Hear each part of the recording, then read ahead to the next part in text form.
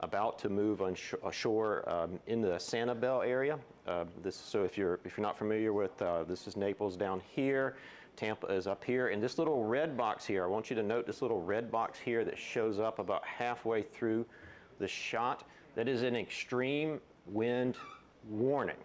Now, what does that mean? For many of you, you've probably never heard of that product. That means that the eye wall and the extreme winds of a major hurricane are about to move onshore. So if you're in this little box area, so this is Cape Coral, Boca Grande, Sanibel, you need to get into the interior of your home and begin to brace for a period of sustained, damaging, potentially devastating winds. Do not venture outside at all. Do not try to evacuate at this point. You really have to get into the interior of your house and ride this part out.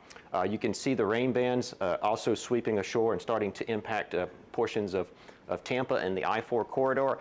Conditions are going to start going downhill today, so get wherever you need to be up along the I-4 corridor and stay there. Don't be moving about the rest of the day as this system comes ashore.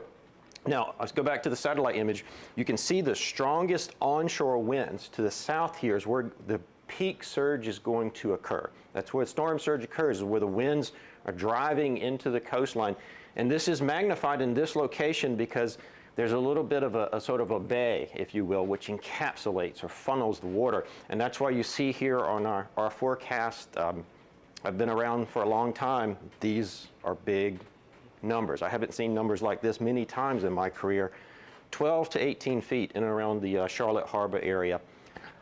Just a very devastating event starting to unfold, unfortunately, for the residents of Southwest Florida. This is the latest tide station. So this is measuring the water level. So this is measuring the ocean level, if you will. You can see the surge coming up quickly, already in major flood status, which is what this purple area denotes. And it's only going to get worse. This is probably only a fraction of what they're going to get in this portion of the state. So like I said, a really unfortunate and sad situation unfolding for the Naples area and portions of Southwest Florida. Basically the entire west coast from about basically up into Big Bend down, including the Florida Keys under storm surge warnings, including the northeast coast also, northeast Florida and the St. Johns River. If you live on the St. Johns River, you need to be thinking about taking action as well. Taking a bigger picture out, warnings now all up and down so again, northeast Florida, St. Johns River, all of coastal Georgia, and much of coastal South Carolina. And we'll explain why here in a second with the cone graphic. It's a little hard to see, but if you see here, the orange denotes the size. We talked about how the storm would grow as it moved into the eastern Gulf of Mexico, and it has. So it's not only strong, it's big, and that's the worst of the two. And you can see as those strong winds sweep across the Florida Peninsula, the blue area is tropical storm warnings, but virtually almost the entire state of Florida under some type of warning, save the extreme western panhandle. And then the storm moves slowly, I think the word crawls might be better, across the central Florida Peninsula, slowly weakens as it gets inland, but then emerges back over the Atlantic and then turns back up into either Georgia or South Carolina. And then again, you've got all that strong onshore wind to the east. We talked about the onshore wind, so think about the surge risk here. There's a reason it's called the low country. It's flat and there's not much elevation there. So even a little bit of storm surge in these areas could be life-threatening. You can also see various hurricane watch also issued for that same portion. Watch is conditions are possible within the next couple of days. I personally like this graphic to kind of help unpack everything because at some point there's so many warnings it's probably disorienting.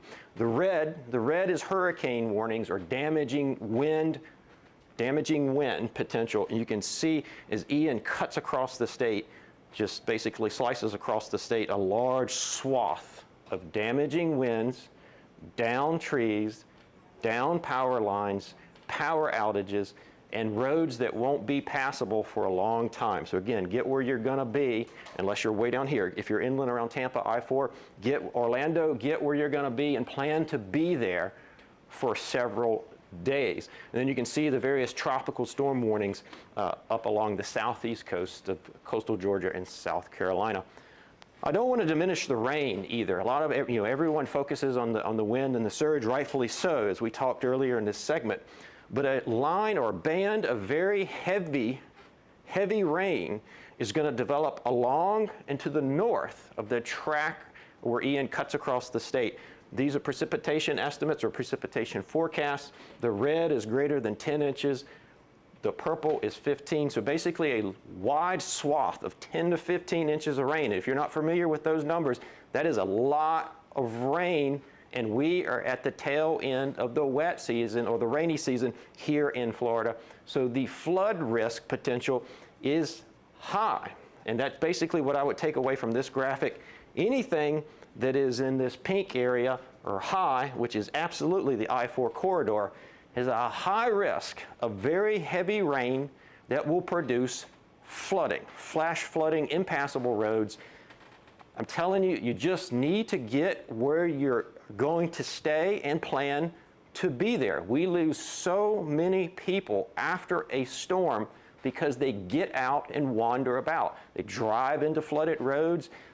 Power lines might be down. They just encounter. I know you want to see what happened. I know you want to see if your house, your neighborhood is okay, but please stay inside until conditions allow you to safely move about.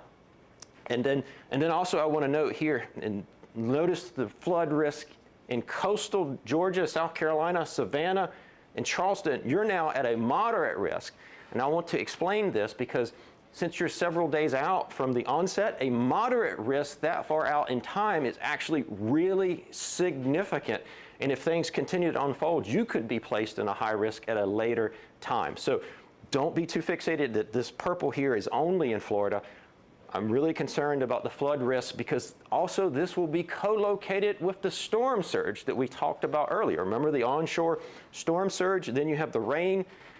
The rain tries to flow into the river tries to flow into the sea, and it all just converges and creates a big flood mess and potential here in South Carolina. We'll be with you all day to provide updates as needed. For those of you outside of the impacted area, please be thinking about the people in this impacted area and be ready to lend them support, lend them help in the next couple of days. That is it from the National Hurricane Center.